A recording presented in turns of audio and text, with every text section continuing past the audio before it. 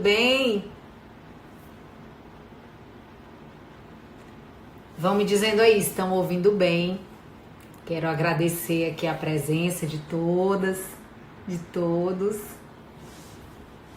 E dizer que é uma satisfação, né? Estar aqui com vocês, conversando sobre esse tema que eu adoro, que é licitação e contratos administrativos. Boa noite. Tá todo mundo ouvindo bem? Tá ótimo, que bom. Olá.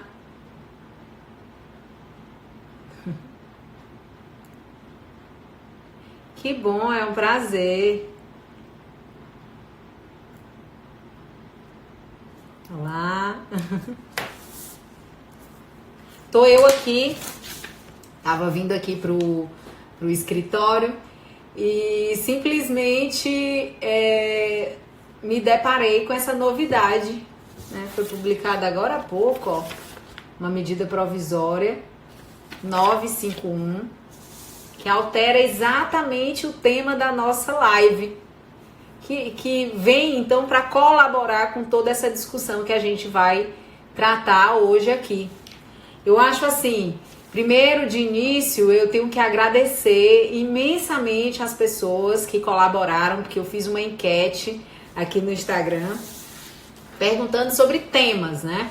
Temas de direito administrativo. A gente está num momento bem delicado, onde há a necessidade da gente fazer reflexões sobre todas as ações realizadas pelo Estado, pela União, pelos municípios, enfim, todos os entes públicos. E aí eu pensando nessas temáticas, aproveitando o tempo e entre o trabalho, né, entre o home office e toda essa demanda nova, eu pensei assim, olha só, perdi a vergonha de fazer lives, né? E aí eu vou fazer agora uma live sobre um tema de direito administrativo que as pessoas quiserem. Para quem já me conhece, sabe que eu sou professora de direito administrativo desde 2007. Então, em 2008, eu comecei a ser professora no ensino superior, trabalhando com direito administrativo. E fui diretora administrativa da Procuradoria-Geral do Estado do Piauí. Sou mestre e doutora em políticas públicas, presto consultoria para os municípios, né, na área de gestão pública. Sou muito feliz, sou muito apaixonada por essa área do direito. Eu acho que vale super a pena a gente estar conectado com essa área, não só por conta do momento da Covid, mas também porque é interessante, né? A gente ver a efetivação das coisas, como é que funciona a administração pública. Meio que todas as garantias, todos os nossos direitos acabam passando muito por reflexões da esfera do Estado brasileiro.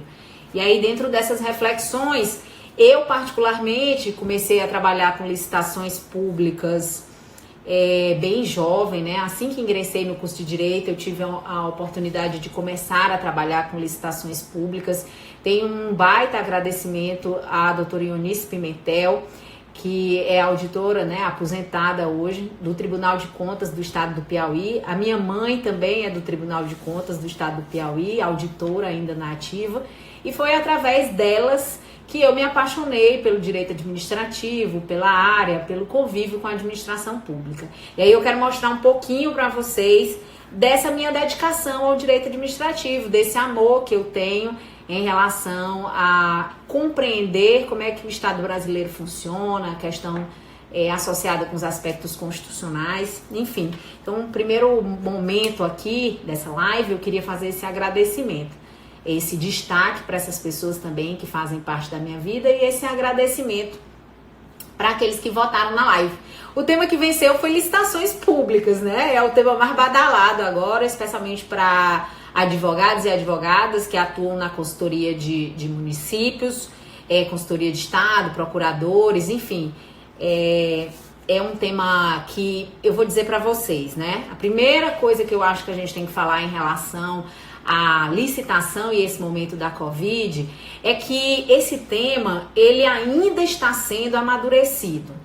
A prova, né, do amadurecimento desse tema é que a gente tem uma lei, né, a Lei 13.979, que foi publicada com o contexto da Covid, com diversas questões, inclusive licitação, E já houve uma medida provisória, 926, para fazer alteração nessa lei, inclusive nos aspectos relativos às licitações públicas, não só aquela questão de competência de estados, de municípios e outras questões que precisavam ser reguladas, mas especialmente a área de licitações. E hoje essa medida provisória que eu estou aqui começando a debruçar meus olhares sobre ela, que é a 951, que acabou de ser publicada no Diário Oficial da União, que eu ainda estou tentando entender, e aí eu vou falar com vocês sobre por que eu estou tentando entender, né?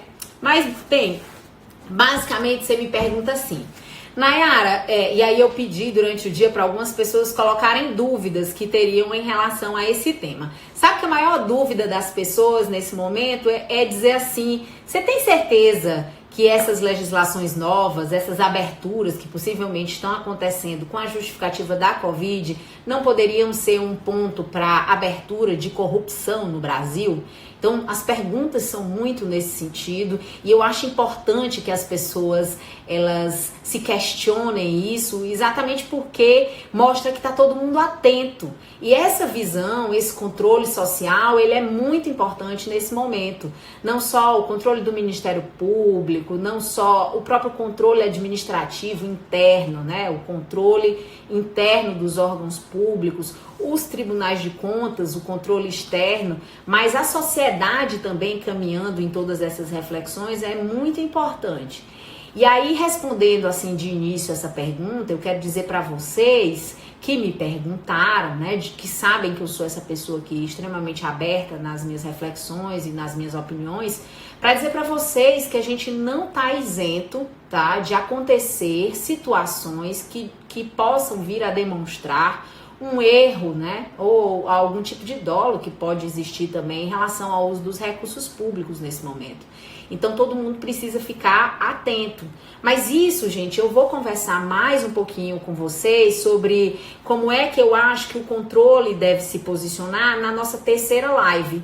A expectativa que eu tenho é que a gente, de início, porque o objetivo é tratar do tema de licitações públicas, a gente acabe fracionando o tema em 3 momentos. Então vocês devem ter acompanhado aí no Instagram que eu coloquei lá 3 momentos da gente conversar sobre licitações. Hoje é pra gente falar especialmente sobre dispensa de licitação e sobre pregão, tá certo? O que é que a nova legislação do contexto da Covid traz nessas áreas, o que a gente pode destacar de mais relevante. A próxima live a gente vai falar só sobre contratos administrativos, né? Qual é a nova lógica em relação aos contratos que são firmados dentro da Covid. E a terceira live, que é essa que eu já estava conversando com vocês, é para falar sobre controle na administração pública. E aí, pensar sobre o grau de tolerabilidade ao erro do administrador público nesse momento que a gente está vivendo, são coisas que eu acho que são bem importantes da gente pensar. Mas deixa pra gente pensar sobre esses pontos um pouquinho mais adiante. Vamos nos debruçar sobre a legislação e sobre o que a gente tem em relação às licitações públicas. Então, todo mundo entendeu essa observação de que a legislação ainda está sendo construída, né? A forma de ver o controle dessas normas também ainda está sendo construída. Se você, Nayara, e aí é uma pergunta que, né, surge aí nesse momento, se você pudesse elencar algumas coisas que foram criadas nessa lei, o que você poderia dizer pra gente que são de mudanças significativas? E aí, de início, eu preciso dizer pra vocês assim, a prova de que a lei de licitações, ela precisa evoluir, de que a gente precisa encontrar uma outra diretriz em relação à execução dos gastos públicos e a esses ritos, esses procedimentos, a prova de que isso acontece, não só porque a gente tem um projeto de nova lei de licitações que já está meio que velho, né, no Congresso Nacional, que não tem encaminhado. A prova disso, gente, é que quando foi necessário ter mais agilidade né, dentro dos gastos públicos, na Copa, com as obras das Olimpíadas, foi feito um regime diferenciado de contratação, né, a lei do RDC. Então, esse regime diferenciado de contratação, ele já mostrou naquele momento histórico que a gente precisava evoluir para fazer as coisas mais rapidamente, né, porque existe toda uma burocracia e uma dificuldade na administração pública dentro das limitações da Lei 8.666. Então, veja bem, essa lei que a gente tem agora, tá, que é a 13.979, ela me mostra a mesma coisa. A gente tá vivendo uma fase de emergência, né, uma fase de calamidade, e aí a gente não pode olhar para a lei de licitações e dizer que a gente vai seguir aquele rito, porque na verdade a gente realmente precisa de coisas mais céleres. E aí é como eu digo, essa legislação nova, apesar de nova, alterada já por 2 medidas provisórias, a 926 e essa de hoje, ó, 951, mostram que é uma legislação ainda em construção, tá certo? Então, há toda uma possibilidade da gente ainda precisar evoluir nisso, e aí eu vou comentar um pouquinho, inclusive, sobre essa medida provisória de hoje. Mas se for para destacar pontos, né, Nayara, o que mudou basicamente aí? Primeiro eu queria dizer que já existe na lei de licitações, na lei 8.666, uma hipótese de contratação direta, sem procedimento licitatório, nas situações de emergência e calamidade. O interessante da legislação nova é que ela cria uma outra modalidade de dispensa, que é a dispensa em virtude do Covid, né? Da Covid-19. E essa modalidade de dispensa é que vai inaugurar aí, nessa legislação, esse primeiro momento onde a gente vai passar a contar com um regime jurídico diferenciado. Então, pensa lá naquela mesma coisa que a gente teve com o RDC na Copa, na Olimpíada, e pensa agora a gente vivendo essa realidade emergencial, criando uma lei e várias medidas provisórias para tentar correr atrás dos procedimentos que precisam ser feitos com a devida urgência para atender as questões de saúde pública. Então, esse ponto é bem interessante, a criação desse fundamento para a dispensa de licitação, tá certo? Um outro ponto que eu acho interessante é que, na verdade, quando a gente pensa agilidade no procedimento licitatório, a gente tem que lembrar que a licitação, né, ou mesmo a contratação direta, e aí eu quero afirmar que não é porque é contratação direta que vai ser feita de qualquer jeito, apesar de ser um regime jurídico, né, de emergência, ele não deixa de estar fundamentado nos princípios gerais da administração pública. Então, não é para sair gastando dinheiro público de qualquer jeito. Especialmente em relação a um ponto que essa lei traz, que é a presunção de que os atos administrativos realizados em virtude da emergência são atos, né, já válidos, né, presumidamente válidos. Mas aí eu pergunto e vou chegar a discutir com vocês. Presumidamente válidos é uma presunção absoluta ou é uma presunção relativa? E aí, o que vocês acham? Vão amadurecendo isso e na minha fala a gente já vai entrando também nesse detalhe. Mas quando a gente fala em licitação, a gente fala na fase preparatória, né? Aquela primeira fase que a gente chama de fase interna da licitação. Então, essa fase preparatória, ela constitui todo um conjunto de justificativas, de termos de referência, de pesquisa de mercado, que a gente tem nos procedimentos licitatórios tradicionais e que a gente começa a verificar que nesse regime aqui emergencial, há uma flexibilização dos procedimentos da fase interna. Então, eu coloquei assim, flexibilização aqui dentro das minhas anotações para lembrar de você, flexibilização, né, de dizer para vocês, flexibilização do projeto básico. O projeto básico é aquela definição de o que, por quê, como, né, há interesse de quem dentro da administração pública, né, justificando os valores. Então, o projeto básico é quem vai me dar essa ideia. Esse projeto básico que está sendo permitido aqui para a legislação, ele traz algumas possibilidades de reduzir todos aqueles critérios que estariam dentro do termo de referência no dia a dia.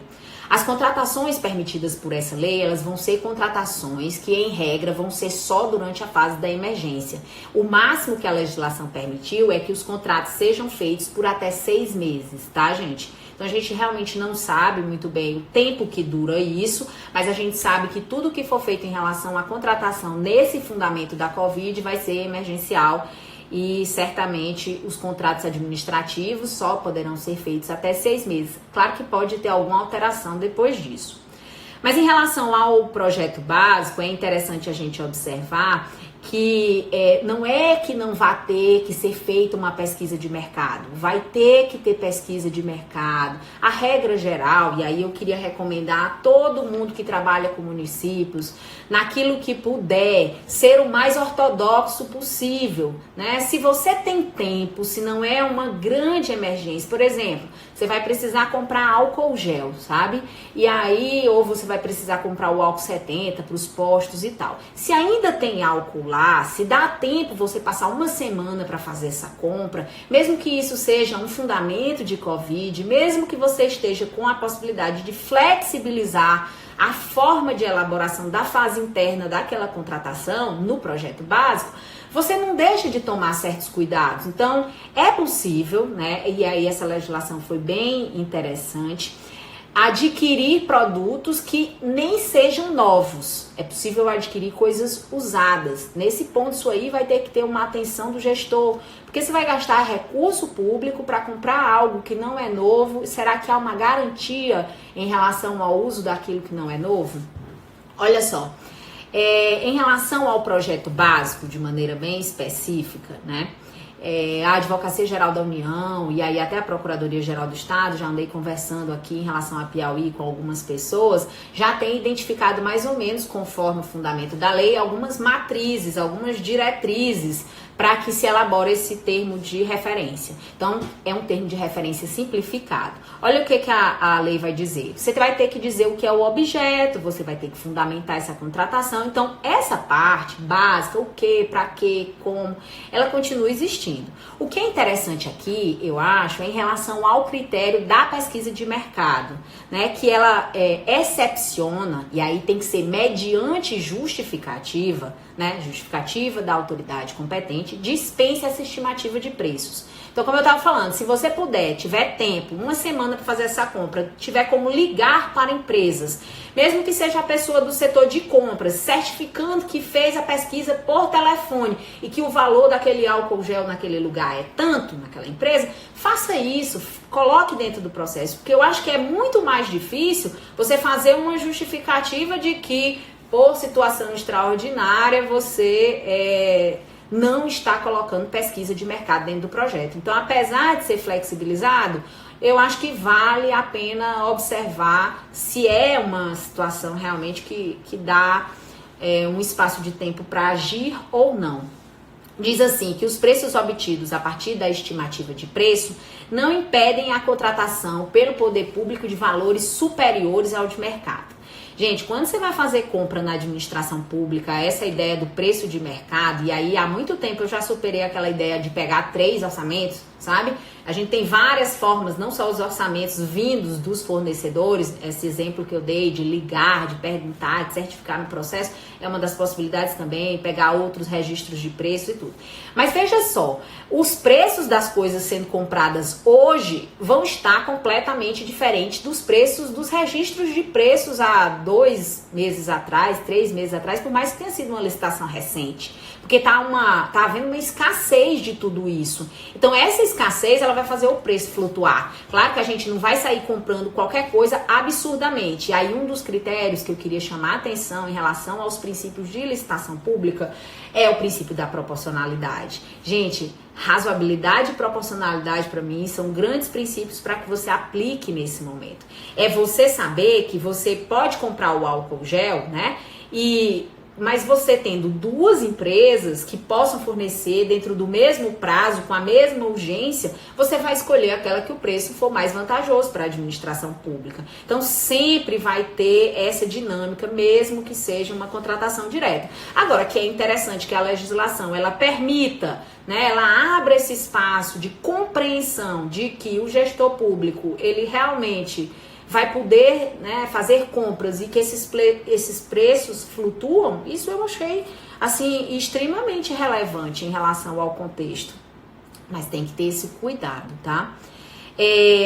Há uma situação também em relação à possibilidade de contratação de fornecedores que estejam com situação financeira, né? A gente sabe que vai trabalhar agora com as empresas vivendo grande dificuldade econômica, de repente não consegue pagar os tributos, de repente as certidões começam a ser negativadas. A única certidão mais importante nesse momento que a legislação não excepcionou é a certidão da Receita Federal. Você sabe que é conjugado, né? Receita com INSS. E, na verdade, o que a lei ela pede é que não seja dispensada a apresentação de documentação relativa à regularidade fiscal e trabalhista, né? Se for excepcionalmente que isso seja justificado. E no caso, essa certidão federal do INSS de maneira específica da Seguridade, essa daí as empresas vão ter que dar um jeito de continuar tendo. Aí eu vou falar uma coisa, também não tem critério de abertura para você. É Covid, então não precisa ter documento nenhum a empresa. Também não é assim, né, gente? Vai ter que ser vista toda a justificativa daquela situação emergencial, né? Então eu acho que isso tem que ser bem observado. Eu quero dar uma dica, tá aqui o Romildo perguntando uma dica. Quando você for se perguntar se aquele objeto que você tá pensando em fazer uma contratação direta, se ele é ou não é um objeto que pode ser enquadrado como uma despesa de Covid, eu vou pedir para você raciocinar 3 pontos, né? E são esses 3 pontos de dicas fundamentais que eu acho que você tem que pensar. Veja só, o fundamento da Covid, ele não é só para compra de material médico hospitalar. Ele é para tudo que envolve de maneira indireta essa situação. Você imagina bem aí que agora tá todo mundo em casa, tá? E aí os funcionários precisam exercer suas atividades em teletrabalho. E o Estado precisa disponibilizar esses computadores, porque as pessoas não têm acesso, né, dentro das suas residências. Isso já não era um costume na administração pública. Então você pode, Nayara, pode contratar com o fundamento da Covid? Pode contratar com o fundamento da Covid. Mas não é material médico, não é álcool, não tem problema, gente, é possível. Agora você vai ter que atentar, e aí eu deixei aqui bem destacado, 3 pontos que eu acho que são importantes para você pensar. Adequação. Esse objeto se relaciona indiretamente, mas ele realmente está adequado dentro da justificativa do contexto da Covid? É por isso que eu estou comprando esse objeto, que eu preciso contratar direto esse objeto? Esse é um ponto. O outro ponto que eu acho é a necessidade, né? Tem necessidade mesmo de comprar, né? Essa quantidade, não vamos, assim, se a gente não vive aquela situação emergencial, se eu não estou precisando comprar aquela quantidade, vamos pensar na necessidade daquilo que a gente vai comprar. Não vamos sair comprando o absurdo, porque daqui a uma semana pode ter uma emergência, não. A gente, claro, precisa estruturar o sistema de saúde, mas veja bem, a legislação ela foi muito interessante. Ela criou uma modalidade extraordinária de pregão. Então, esse pregão Covid, esse novo pregão, ele também mostra pra gente que ele tá lá na lei, não é à toa. Isso significa que, se for possível, você vai ter que fazer um pregão Covid, um pregão VaptVupt, que é um pregão que vem com a redução dos prazos, né? Então, se o prazo era de 8 dias, vai passar a ser 4 dias em relação a esse pregão, e assim todos os outros prazos vão se alterando. E o outro ponto, que é de dica de análise em relação a esse objeto, eu já até comentei, que é a proporcionalidade. No sentido de você saber efetivamente se aquilo é vantajoso para a administração pública. Se for vantajoso, aí você diz, olha, é adequado, é necessário e é vantajoso, tem proporcionalidade. Então, segue essa dica que você confirma bem, assim, a justificativa daquela contratação. Tem uma pergunta assim, será que o legislador não se escusou de enumerar o que poderia ser contratado, sendo mais eficiente indicar o que se propõe? A habilitação legal a dispensar-se a licitação do que indicar o que poderia ser?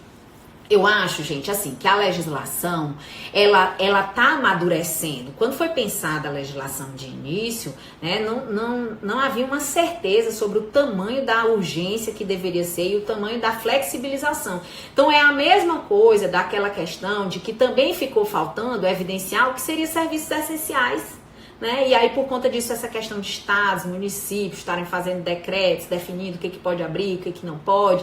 Então, a gente precisa, né, e aí eu acho que ainda vai ter muitos amadurecimentos nessa legislação, compreender também que não dava tempo, né, não havia tempo hábil suficiente para que se pensasse todos os itens. O que você vai fazer? Você vai ter que pensar se adequado, se é necessário, se é proporcional, se relaciona, né, de maneira ou direta com a situação da pandemia ou indireta com a situação da pandemia. Então, é uma questão de compreender, né, e tomar essas precauções que eu já tenho observado aqui. Por essa razão, deve haver uma justificativa técnica bem fundamentada. Gente, a atuação do advogado nesse período, para mim, ela é indispensável. Você vê que a gente tava vindo para essa live e foi publicada a medida provisória 951. Então, assim, gente, o gestor dormiu, acordou, tem uma novidade. E essa novidade é bem interessante em relação à medida provisória, que é a criação dentro da dispensa de uma dispensa para registro de preço.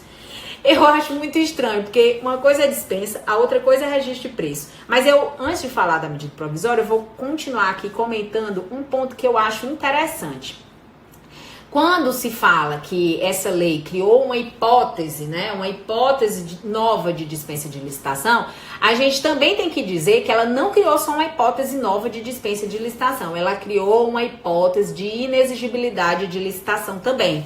Porque em algum momento ela chega a tratar como dispensa a justificativa da contratação de um fornecedor que, sendo, né, dentro daquele contexto, só teria ele para fazer aquele fornecimento. Então, aquilo ali não é dispensa, é inexigibilidade, mas se chama de dispensa em relação ao texto. Então, fica às vezes até meio confuso da gente compreender, mas são coisas que a gente vai amadurecendo. Então, sobre a fase interna, todo mundo entendeu, né? No sentido da flexibilização do projeto básico. Nayara, o que mais que tu poderia falar sobre mudanças? Eu acho que a gente poderia falar sobre essa flexibilização na habilitação, que eu já até comecei a colocar para vocês, né? Que, claro, além do projeto básico, flexibilizado estudos preliminares, né? Flexibilizado todos esses procedimentos que demorariam mais para que fossem tomados. A questão da presunção, eu acho que é extremamente importante, diz no 4B da gente comentar, né, que diz que nas dispensas de licitação decorrente desse disposto, né, há uma presunção. E aí eu pergunto para vocês já estão amadurecendo isso? A presunção é absoluta ou relativa? Eu acho que com a minha fala já dá para entender que essa presunção, ela é relativa, né, de um modo geral, especialmente em relação às limitações de contratação de parcela necessária ao atendimento da emergência. É se perguntar se atende, é se perguntar se é necessário, é se perguntar se é proporcional, né? Adequação, necessidade, proporcionalidade, tá aí a Diana falando. A MP em cima de MP, o Romeu dizendo é verdade, né? Acabou de sair essa nova. Você pode repetir os últimos pontos? Olha só, eu vou deixar a live gravada e eu vou estar também à disposição para a gente conversar sobre outros aspectos, né? Eu estava só comentando que dentre os critérios na hora de você definir se o objeto é ou não passível de contratação com fundamento de dispensa, que você avaliasse esses pontos, né? E aí a Diana já colocou aí quais são os pontos. A justificativa deve ser bem fundamentada, o João está dizendo, e aí era o que eu estava comentando, a função do advogado é extremamente necessária. E os valores com relação à dispensa alterou? Gente, esse fundamento de Covid, ele não tem valor. O fundamento dele é Covid. Então, a gente não vai tratar ele como uma dispensa de pequenas, né? Uma dispensa de pequeno valor. Mas tem um negócio bem interessante que a gente precisa se atentar. É porque nem tudo, e aí é como eu estava explicando, nem tudo pode sair com fundamento de Covid. Você comprar lá 50 mil reais de alguma coisa que você tá vendo bem distante do fundamento e você diz que é para poder não ficar no fundamento de dispensa pelo valor. Cuidado com essas coisas, né? A gente tem que tomar muito cuidado com isso. Então, nesse ponto da Covid, não tem valor. Prof, então deverá existir nexo de causalidade entre a aquisição do bem ou serviço pela administração pública, né, e o combate, não se admitindo contratação. Olha, eu penso assim, nesse ponto, né, a dispensa de licitação no 4B, decorrente do 1, 2 e 3, que ele diz, decorrente da situação de emergência, decorrente da necessidade de pronto atendimento, decorrente da existência de risco a pessoas. Nesse ponto, eu acho que a presunção é absoluta. E aí eu tenho lido o professor Massal, o professor Neibu, então a gente tem ouvido, né, palestras dele, lives deles. Inclusive a OAB fez uma live deles, achei super bacana. Então, assim, nesses pontos, eu acho que a presunção, concordo, é que é absoluta. Mas em relação à contratação de parcelas necessárias ao atendimento da situação de emergência, eu acho que a presunção é relativa. Você vai ter que justificar como isso vai ser comprado. Então, não é só sair comprando, tá? O João falou assim, não há que se falar em valor nessa hipótese de dispensa, Nay. Não tem que se falar em valor. É mais parecido a uma emergência, exatamente. Não tem valor, acho que ficou claro, né, isso. Eu tava só dizendo que quando a gente fala de valor, não pode você fraudar em relação ao objeto. Tô falando fraude, acho que fica meio pesado, né, mas é assim, você não pode, na verdade, aquilo não é ligado à Covid e para fugir do valor, aí você diz que o fundamento é Covid. Era isso que eu tava tentando dizer. Então, nesse ponto, Covid não tem valor, mas também, por favor, cuidado para não dizer que certos objetos são comprados por dispensa de licitação com Covid, mas quando você sabe que não é, o objeto não é conexo à causa, e aí você está tentando fugir da dispensa de valor. Então, dispensa de valor continua lá, todas aquelas regras continuam lá.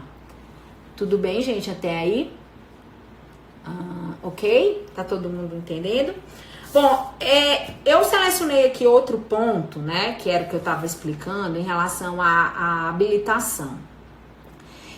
Já tentei pincelar aqui para vocês que a habilitação não é para toda empresa que você vai sair abrindo mão de todos os documentos. Eu acho que isso também tem que ter cautela, né? O artigo 4º, parágrafo 3º, ele diz assim: excepcionalmente, será possível a contratação de fornecedora de bens e serviços e insumos, né, de empresas que estejam com inidoneidade declarada ou com o direito de participar de licitação ou contratar com o poder público suspenso. Isso saiu na Folha de São Paulo, isso saiu em vários sites, né? Quando se contratar comprovadamente de uma única fornecedora. Era aquele caso que eu estava explicando para vocês, que na verdade, quando é a única fornecedora de um determinado bem, o nome disso é inexigibilidade de licitação, né? E eles estão dizendo aqui que é dispensa de licitação flexibilizada em relação à apresentação da documentação de regularidade da empresa, até quem é inidôneo. Eu não sei muito bem como é que isso vai se operacionalizar na administração pública federal, porque a administração pública federal já tem sistema, né? Eles já usam tudo ali meio conectado. Então, se tem a declaração de inidoneidade, a própria liberação do sistema deles não vai fazer com que aconteça. Então, eu acho que eles também vão correr muito aí nesse ponto para conseguir liberar os sistemas e fazer as coisas funcionarem da maneira flexibilizada como eles estão entendendo. Olha só, tem um ponto que eu acho que é interessante a gente comentar em relação à necessidade de publicação dessa dispensa de licitação. Algumas pessoas dos municípios, elas têm ligado e perguntado assim: Nayara, eu tenho que publicar onde? Essa legislação, quando ela foi falar de publicação, ela disse apenas o seguinte, que assim que for feita, né, a contratação deve ser publicada em sítio oficial, né, em site. Veja bem, eu acho que isso não abre possibilidade para você esquecer das formas oficiais de publicação. Então, é uma dispensa de licitação, a ratificação dessa dispensa, né, o contrato oriundo dessa dispensa, você publica normalmente. Então, no Diário dos Municípios, no Diário Oficial do Estado. Então, eu acho que isso é interessante de comentar. Que mais, gente? Nayara, outro ponto assim que você considera bem importante aqui. Outro ponto que eu acho, né? Vamos lá. O primeiro ponto foi a questão da criação do fundamento da dispensa da Covid, né? O segundo ponto que eu falei isso foi da flexibilização da fase interna. Depois, a flexibilização do que seria a habilitação dessa empresa em relação aos documentos e essa dúvida aí em relação ao fato de existir até a possibilidade de contratação de único fornecedor que possa fornecer, mas com fundamento de dispensa. E um outro ponto aqui que eu selecionei como importante, que eu acho que as pessoas devem saber do que essa lei traz, é essa criação do pregão. Eu ainda não firmei o nome para esse negócio. Se é pregão express, se é o pregão Covid, como é o nome aí que vocês chamariam?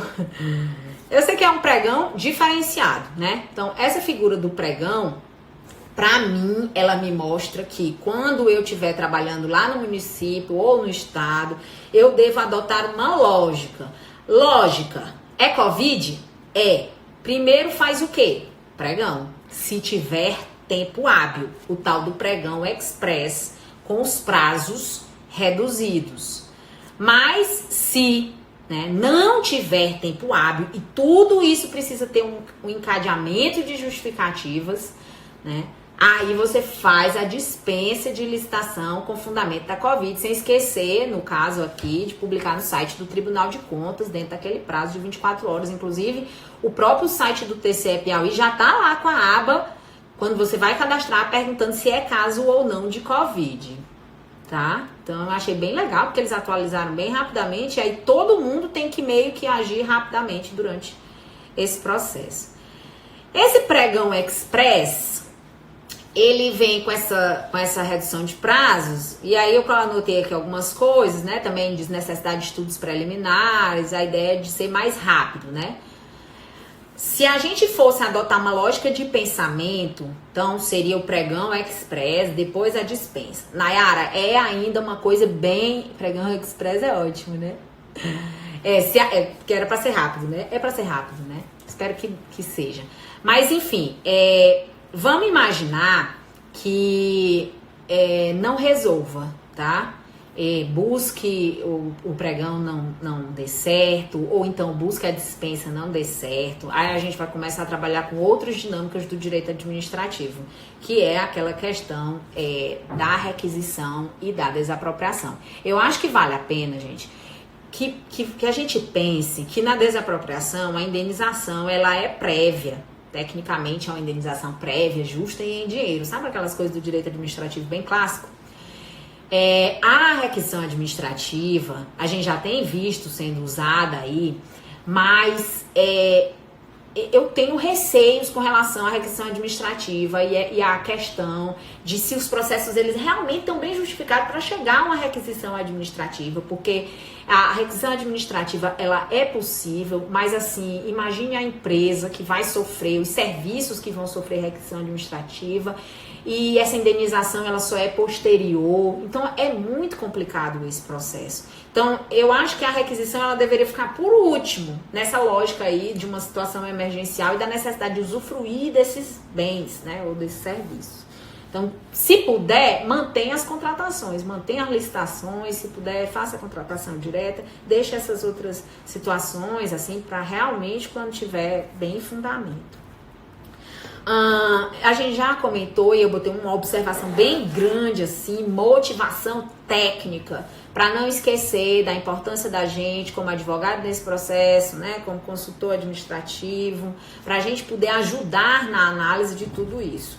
E aí, mais uma vez, eu vou falar, pelo amor de Deus, manutenção dos pagamentos dos honorários dos advogados e dos contratos de consultoria jurídica, que é uma coisa que o governo do estado está suspendendo aqui no Piauí e que a gente precisa pensar, gente, poxa, não é só também uma questão de defesa de classe, mas principalmente também uma defesa de classe, que a gente não pode, né, ouvir esse tipo de coisa e aceitar a vulnerabilidade de uns, e aí, de repente, essa vulnerabilidade chega pra gente.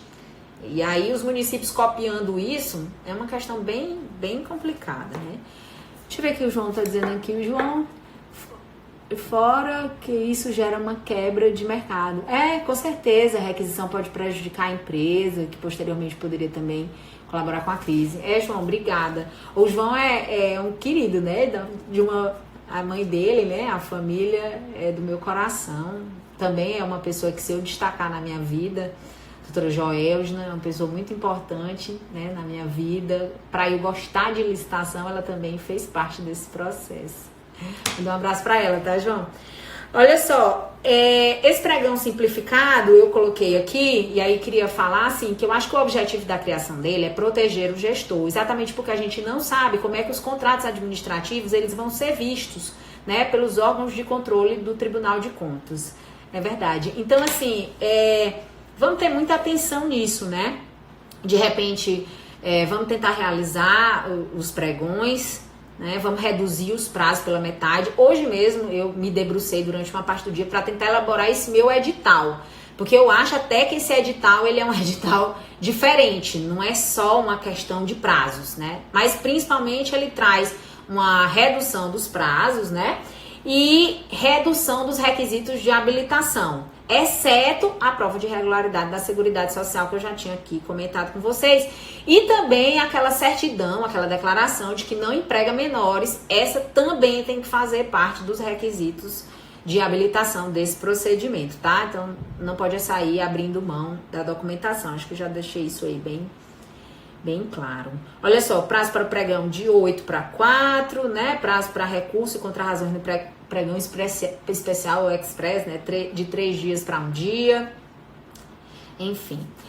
Pensando especificamente nas estatais, né? A gente tem a lei das estatais, né? E cada estatal também já teria, né, que estar com seu regulamento de licitações aprovado, né? Para vivenciar a realidade daquelas estatais, né? Até junho de 2018 foi esse tempo. Então, se de repente você estiver trabalhando numa estatal e aí eu botar aqui uma observação, deixei aqui, pode sim utilizar esse regime jurídico especial que está sendo criado agora para fundamentos de Covid. Claro, desde que seus objetos sejam compatíveis com a Covid. Não tem, quando a gente faz, o Romildo perguntou assim, Nayara, o que é assim que não emprega menores? Né? Uma questão constitucional de que a empresa não emprega menores, salvo na condição de aprendiz, tá? E geralmente no procedimento licitatório você exige como um dos critérios de habilitação que a empresa mostre isso em forma de declaração, que ele cumpre a Constituição Federal. Então, assim, você não pode deixar de exigir esse compromisso das empresas. Deu para entender?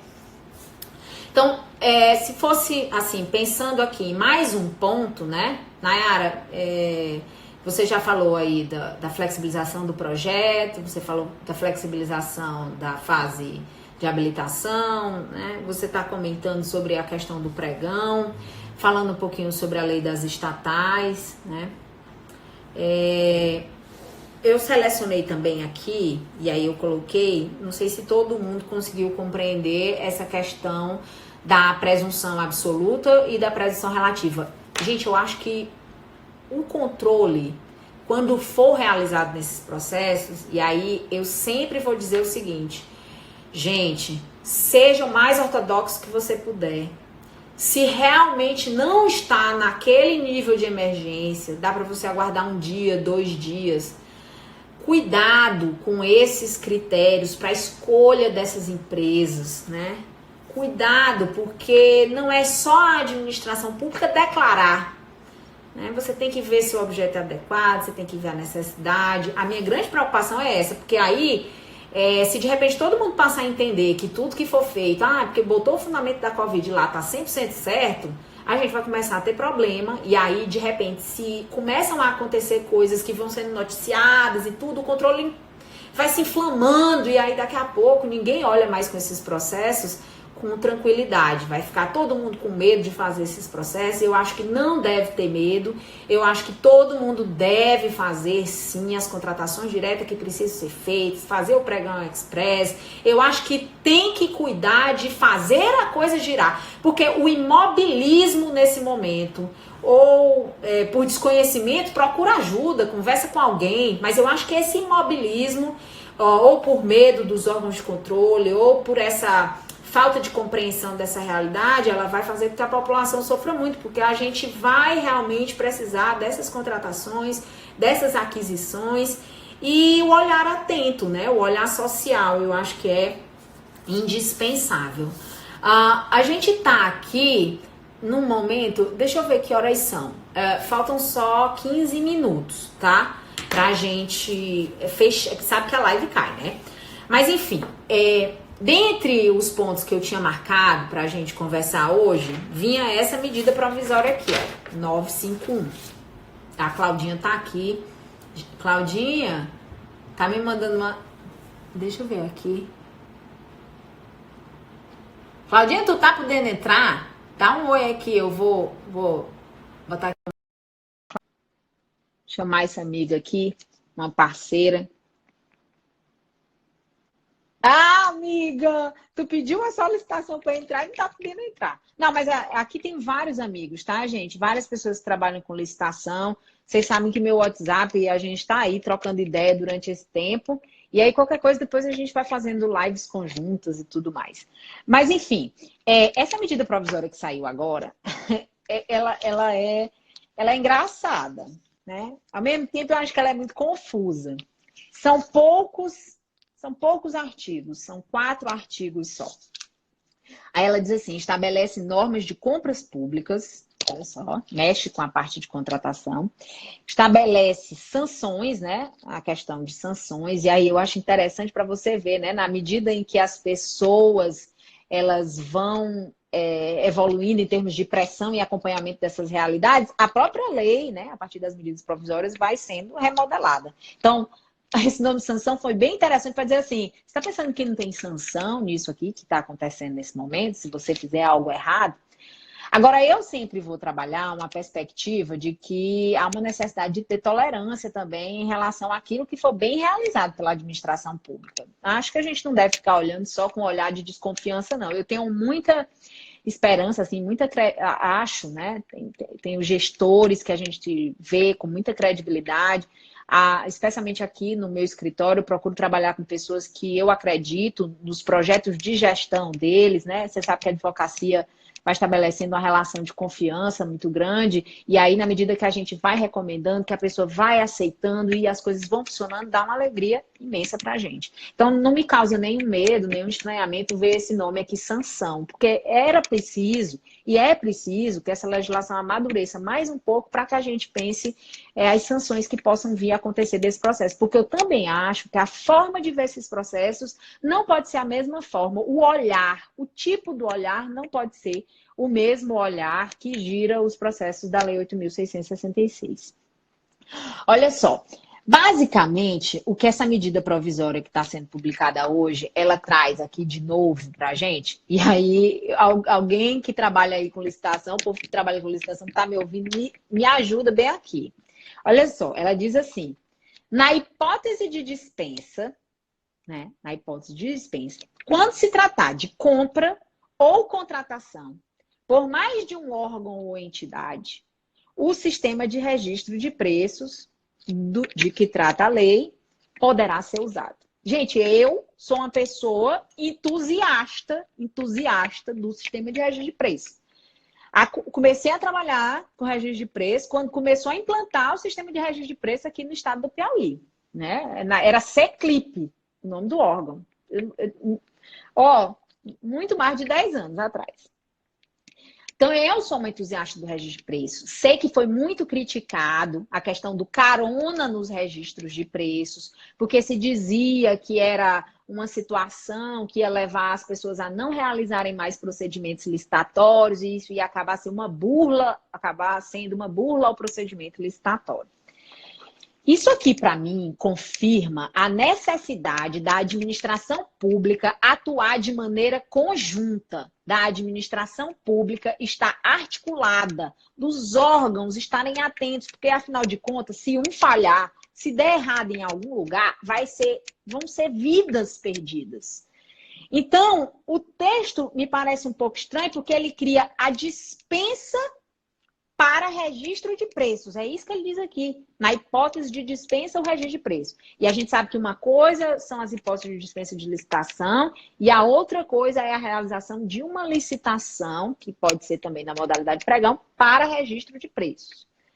Mas a finalidade, pelo que eu consegui perceber aqui, foi o carona, né? Foi aquilo que vem sendo combatido por muitos para dizer, não vou aderir a registro de preços de outros órgãos, porque é uma burla a licitação. Ou então vamos reduzir os quantitativos que são liberados, né? Nós, como órgão gerenciador que faz a licitação, porque senão as pessoas vão usar tudo que a gente está colocando aqui no nosso procedimento licitatório.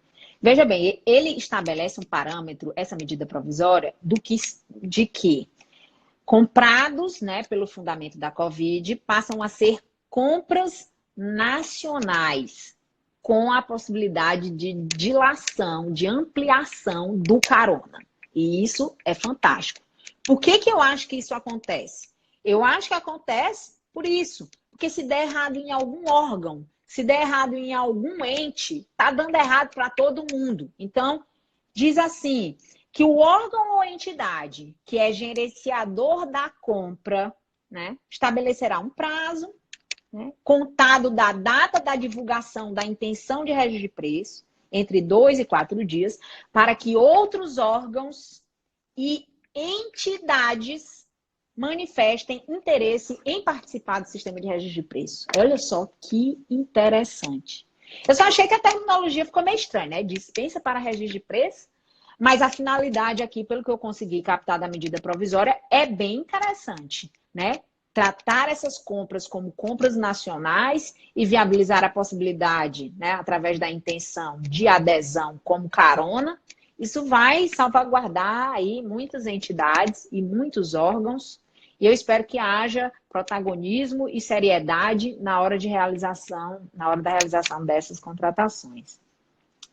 Aí ele diz assim, as licitações realizadas por meio de registro de preço serão compras nacionais, que é isso que eu estava explicando. Ser compra nacional vai permitir uma ampliação das adesões. E ele mesmo diz, ó, nos termos do disposto do regulamento, podendo ter essa ampliação. Sobre os prazos, né? Essa questão de... eu também achei que ficou estranho, mas acho que pode facilitar. Fica suspenso o transcurso dos prazos prescricionais para a aplicação de sanções administrativas da Lei 8.666. Gente,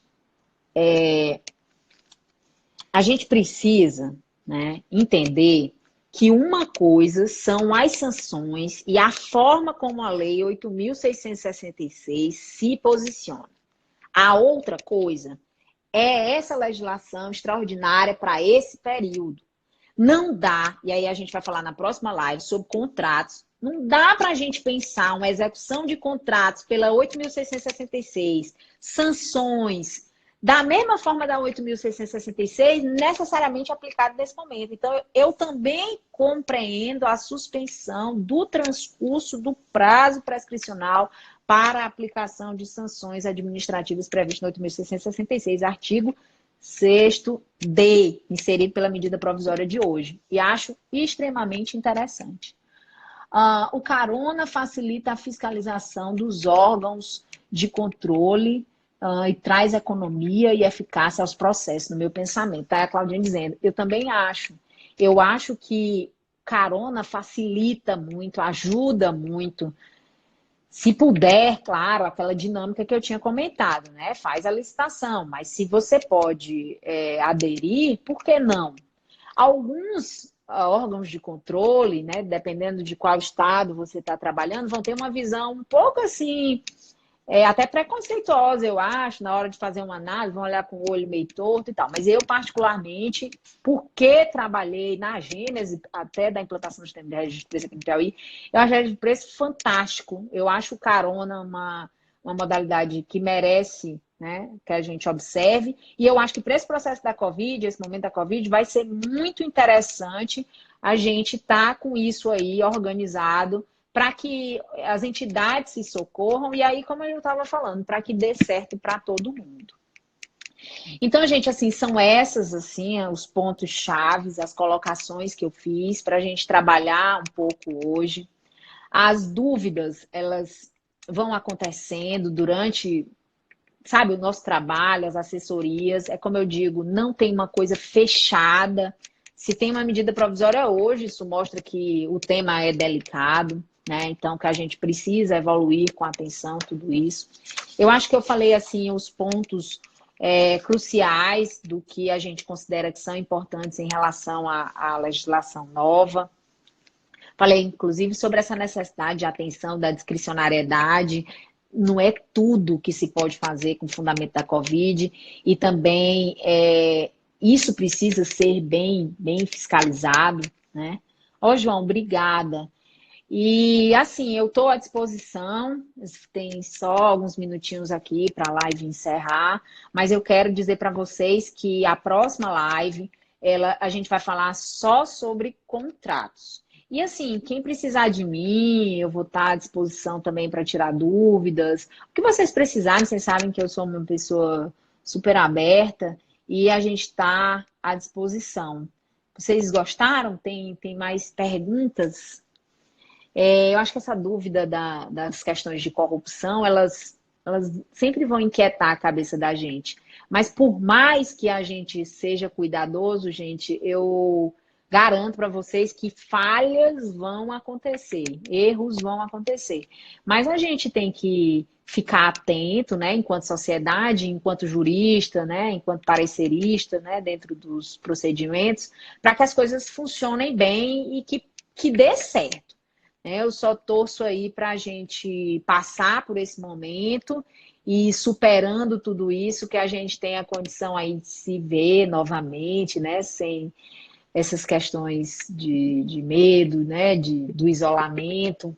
Eu queria, assim, só falar um pouquinho sobre uma coisa que eu tenho falado aqui também muito nos meus posts, sobre a necessidade da gente, e aí é uma recomendação assim que eu adoto para mim, a necessidade da gente se concentrar nesse período para estudar, para não só para conseguir se reinventar no trabalho, mas para a gente conseguir aguentar esse distanciamento, que realmente é muito difícil. Então, procure vigiar seus pensamentos, né? Para que você não tenha pensamentos tristes, para que você não fique deprimido, para que não fique para baixo. Quando estiver estressado, pega um livro de direito administrativo, vai dar uma olhada o que a lei está trazendo de novidade, vai colocar a cabeça para funcionar, que eu acho que tenho certeza que se a gente for positivo, a gente vai conseguir superar esse momento. E tudo isso vai ser, assim, vai servir de amadurecimento para a gente, enquanto pessoa, e para a sociedade brasileira, que eu só espero que dê certo, né? Eu sempre, as minhas reflexões, elas são sempre que dê certo. O Arthur está dizendo aí, está aguardando a pós em Direito Público. A gente deixou uma pós de Direito especial, né, de licitações em contratos, no período que a gente teve como diretora-geral da Escola Superior da Advocacia, uma pós em parceria com a Procuradoria-Geral do Estado do Piauí, foi muito legal, uma pós de licitação com ênfase em formação de pregoeiros. E agora eu também estou formatando esse projeto para apresentar para vocês, mais um pouquinho adiante, aproveitando esse período, eu vou divulgar, e aí a gente vai ver como é que vai ser feito, né? Porque o sonho é que seja presencial essa pós, mas em virtude de todas as questões, a faculdade tá fechada, né? A gente não está podendo, mas eu vou ver o que a gente pode fazer. Será que eu perdi aqui alguma dúvida? Alguém comentando alguma coisa, dizendo boas dicas, muito obrigado, valeu, tal. E parabéns. Ok. Estou só dando uma olhada aqui para eu poder me despedir de vocês. A live vai já cair. Tem só uma pergunta que eu perdi. Essa aceleração, os processos não passariam pelos órgãos de controle interno? Os órgãos de controle interno são indispensáveis. Não pode deixar de ter parecer do controle interno nos processos que vocês fizerem, tá? Então, termo de referência, né, simplificado, contrata, coloca dotação, inclusive verifica essas questões de dotação, tá? Ai, a live vai cair. Então, Nai, faz passar direitinho. O Alisson colocou do working, né? A gente vai lendo um, vai lendo outro. Os valores de dispensa, né? Não usa valor. Aí eu coloquei. Tá bom, gente. Excelente. Acho que eu não perdi muito, não, aqui. Falei de tudo. Muito obrigada! E até a próxima live. A gente conta com a participação de vocês. E eu vou colocar também... Eu fiz vários slides, depois eu vou disponibilizar para vocês. E vou tentar colocar essa live no YouTube, tá? Agradeço demais as colaborações. Esse projeto, essa pós... a gente vai fazer, tá?